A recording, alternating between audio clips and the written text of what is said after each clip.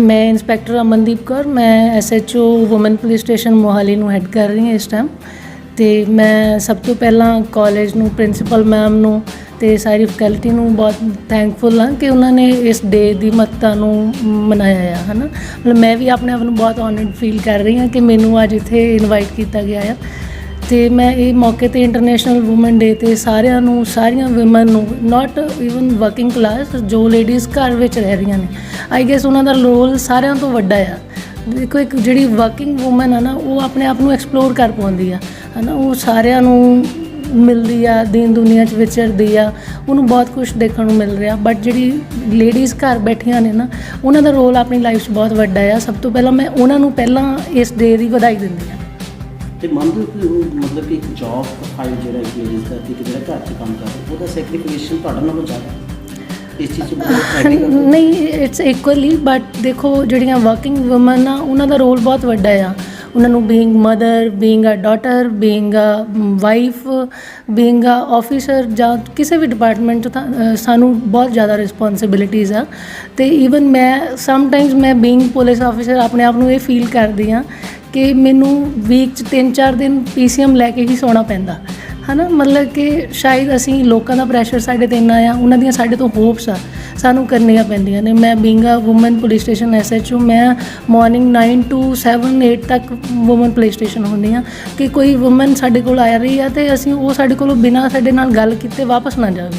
At least ਉਹ ਇੱਦਾਂ ਨਾ ਫੀਲ ਕਰੇ ਕਿ ਮੈਂ ਸੇਫ ਨਹੀਂ ਹੈਗੀ, ਹੈ ਨਾ। ਅਤੇ ਮੈਨੂੰ ਲੱਗਦਾ ਦੋਨਾਂ ਦਾ ਇਕੁਅਲ ਰੋਲ ਆ। ਜੇ ਮੈਂ ਘਰ ਸਮਟਾਈਮਸ ਮੈਂ ਫੀਲ ਕਰਦੀ ਹਾਂ, ਸਾਡੀ ਪੁਲਿਸ ਆਫਿਸਰ, ਸਾਨੂੰ ਬਹੁਤ ਘੱਟ ਘਰ 'ਚ ਬੈਠਣਾ ਪੈਂਦਾ। ਜਿਸ ਦਿਨ ਵੀ ਸਾਡਾ ਡੇ ਘਰ 'ਚ ਹੁੰਦਾ, ਮੈਂ ਦੇਖਦੀ ਹਾਂ ਸਾਡੀਆਂ ਮਦਰਸ ਨੇ, ਉਹ ਸਾਰਾ ਦਿਨ ਕੰਮ ਹੀ ਕਰ ਰਹੀਆਂ। ਮੀਨਸ ਉਹਨਾਂ ਨੂੰ ਬੈਠਣ ਦਾ ਟਾਈਮ ਹੀ ਨਹੀਂ, ਉਹਨਾਂ ਨੂੰ ਕੋਈ ਪੇ ਨਹੀਂ, ਕੋਈ ਕੁਛ ਨਹੀਂ ਹੈਗਾ। ਉਹਨਾਂ ਦਾ ਵੀ ਬਹੁਤ ਵੱਡਾ ਰੋਲ ਆ। ਮੈਮ, ਜਿਸ ਤਰ੍ਹਾਂ ਤੁਸੀਂ ਕਹਿ ਰਹੇ ਹੋ ਕਿ ਤੁਹਾਡੇ ਪੁਲਿਸ ਸਟੇਸ਼ਨ 'ਚ ਕੋਈ ਵੀ ਲੇਡੀਜ਼ ਜੋ ਵੀ ਮਾਮਲਾ ਹੁੰਦਾ, ਤੁਸੀਂ ਉਹਨੂੰ ਸੋਲਵ ਕਰਦੇ ਹੋ। ਹਾਂਜੀ। ਹੁਣ ਪ੍ਰਾਇਓਰਟੀ ਬੇਸ 'ਤੇ ਦੇਖਦੇ ਹੋ, ਕੀ ਲੱਗਦਾ ਕਿ ਜਿਹੜੀ ਲੇਡੀਜ਼ ਹੈ ਜਾਂ ਆਪਣੇ ਰਾਈਟ ਨੂੰ ਯੂਜ਼ ਕਰ ਰਹੀ ਹੈ, ਮਿਸਯੂਜ਼ ਕਰ ਰਹੀ ਹੈ? ਕੀ ਲੱਗਦਾ ਤੁਹਾਡੇ ਸਾਹਮਣੇ 'ਚ? ਮੈਂ ਇਸ ਚੀਜ਼ 'ਚ ਤੁਹਾਨੂੰ ਦੋਨੇ ਪਕਸ਼ ਹੀ ਹੈਗੇ ਆ। ਮੈਕਸਿਮਮ ਕੀ ਹੈ? ਮੈਕਸਿਮਮ ਦੇਖੋ, ਅਸੀਂ ਜਿਹੜੇ ਸਰਕਮਫਰੈਂਸ, ਅਸੀਂ ਮੋਹਾਲੀ ਵਰਗੇ ਸ਼ਹਿਰ 'ਚ ਅੱਜ ਦੀ ਡੇਟ 'ਚ ਇੱਕ ਲੇਡੀਜ਼ ਐਕਸਪਲੋਇਟੇਸ਼ਨ ਹੋ ਰਹੀ ਹੈ ਤੁਹਾਡੀ ਨੌਲੇਜ 'ਚ, ਜਾਂ ਉਹ ਕਰ ਰਹੀ ਹੈ? ਨਹੀਂ, ਦੇਖੋ, ਜਿੱਦਾਂ ਵੂਮਨ ਆ, ਉਹਨੂੰ ਆਪਣੇ ਰਾਈਟਸ ਦਾ ਹੁਣ ਪਤਾ ਚੱਲਿਆ, ਪਹਿਲਾਂ ਨਾਲੋਂ ਬਹੁਤ ਜ਼ਿਆਦਾ ਲੋਕ ਅਵੇਅਰ ਨੇ। ਆਪਾਂ ਜਿੱਦਾਂ ਦੀ ਸਿਟੀ 'ਚ ਰਹਿ ਰਹੇ ਹਾਂ, ਇੱਥੇ ਬਹੁਤ ਮਾਈਗਰੈਂਟਸ ਵੀ ਨੇ ਅਤੇ ਲੋਕ ਅਵੇਅਰਡ ਵੀ ਨੇ, ਐਜੂਕੇਟਡ ਵੀ ਆ, ਹੈ ਨਾ। ਬਟ ਕੁਛ ਉਹ ਲਾਅ ਦੀ ਨਾਲ ਮਿਸਯੂਜ਼ ਵੀ ਹੋ ਰਿਹਾ। ਮੈਂ ਸਾਰੀਆਂ ਉਹ ਲੇਡੀਜ਼ ਨੂੰ, ਦੇਖੋ, ਮੈਂ ਇੱਕ ਬੀਇੰਗ ਅ ਯੰਗ, ਮਤਲਬ ਜੋ ਚੀਜ਼ਾਂ ਮੈਂ ਦੇਖ ਰਹੀ ਹਾਂ, ਮੈਨੂੰ ਬਹੁਤ ਸਿੱਖਣ ਲਈ ਵੀ ਮਿਲ ਰਿਹਾ ਕਿ ਕੁੜੀਆਂ ਨੂੰ ਆਪਣੇ ਰਾਈਟਸ ਨੂੰ ਮਿਸਯੂਜ਼ ਨਹੀਂ ਕਰਨਾ ਚਾਹੀਦਾ। ਮੈਂ ਦੇਖ ਰਹੀ ਹਾਂ ਕੁਛ ਬੰਦੇ ਸਾਡੇ ਕੋਲ, ਮੇਰੇ ਕੋਲ ਜੇ 10 ਕੰਪਲੇਂਟਸ ਆ ਰਹੀਆਂ, ਉਹਦੇ 'ਚੋਂ 5 ਕੰਪਲੇਂਟਸ ਮੇਲ ਦੀਆਂ ਆ ਕਿ ਸਾਨੂੰ ਵੂਮਨ ਪਰੇਸ਼ਾਨ ਕਰਦੀ ਆ। ਪਰੇਸ਼ਾਨ ਇਨ ਦਾ ਸੈਂਸ ਕਿ ਮੈਂ ਘਰ ਚਲੇ ਜਾਊਂਗੀ ਆਪਣੇ ਪੇਕੇ, ਲਾਅ ਸਾਡੇ ਲਈ ਬਣਿਆ ਹੋਇਆ, ਅਸੀਂ ਤੇਰੇ ਅਗੇਂਸਟ ਇਹ ਕਰਾਂਗੇ। ਮੈਂਟਲੀ ਹਰਾਸ ਮੈਨ ਵੀ ਹੈਗੇ ਆ, ਇਸ ਚੀਜ਼ ਦੇ ਹਰਾਸ ਹੋ ਰਹੇ ਆ। ਪਰ ਮੈਂ ਫਿਰ ਵੀ ਉਹ ਲੇਡੀਜ਼ ਨੂੰ ਕਹੂੰਗੀ ਜਿਹੜੀਆਂ ਯੰਗਸਟਰਸ ਨੇ ਕਿ ਉਹ ਆਪਣੇ ਲਾਅ ਨੂੰ ਮਿਸਯੂਜ਼ ਨਾ ਕਰਨ। ਇੱਕ ਵੈਸੇ ਮੈਂ ਜਾਤੀ ਕੁਐਸਚਨ ਪੁੱਛਣਾ ਲੱਗਾ ਹੈਗਾ, ਤੁਸੀਂ ਜਵਾਬ ਦੇਣਾ ਚਾਹੋ ਤਾਂ ਬੈਟਰ ਹੈ। ਜੀ। ਕੋਈ ਕਈ ਲੇਡੀਜ਼ ਹਲੇ ਵੀ ਹੈ ਨਹੀਂ ਅਵੇਅਰ ਨੇ, ਬਾਹਰ ਨਿਕਲ ਪਾਉਂਦੀਆਂ, ਜੋਬ ਨਹੀਂ ਕਰ ਪਾਉਂਦੀਆਂ। ਅਤੇ ਅੱਜ ਇੰਟਰਨੈਸ਼ਨਲ ਵੂਮਨ ਡੇਜ਼ 'ਤੇ ਜਦੋਂ ਤੁਸੀਂ ਇਹ ਜੋਬ 'ਚ ਆਏ, ਤੁਹਾਡੇ ਪੇਰੈਂਟਸ ਦਾ ਕੀ ਸੀਗਾ ਰਿਐਕਸ਼ਨ ਅਤੇ ਕਿਸ ਤਰ੍ਹਾਂ ਦਾ ਤੁਸੀਂ ਫੀਲ ਕੀਤਾ, ਉਹ ਜੇ ਸ਼ੇਅਰ ਕਰ ਸਕੋ ਸਾਡੇ ਦਰਸ਼ਕਾਂ ਨੂੰ ਕਿ ਕਿਆ ਉਹਨਾਂ ਵੱਲੋਂ ਪ੍ਰਤੀਕਿਰਿਆ ਸੀ? ਹਾਂਜੀ, ਮੈਂ ਤੁਹਾਨੂੰ ਦੱਸਣਾ ਚਾਹੁੰਦੀ ਹਾਂ, ਮੈਂ ਇੱਕ ਬਹੁਤ ਨੋਰਮਲ ਫੈਮਿਲੀ ਤੋਂ ਹਾਂ ਅਤੇ ਮੇਰੇ ਫਾਦਰ, ਮੈਂ ਜਦੋਂ 8 ਮੰਥਸ ਦੀ ਸੀ, ਐਕਸਪਾਇਰ ਹੋ ਗਏ ਸੀਗੇ।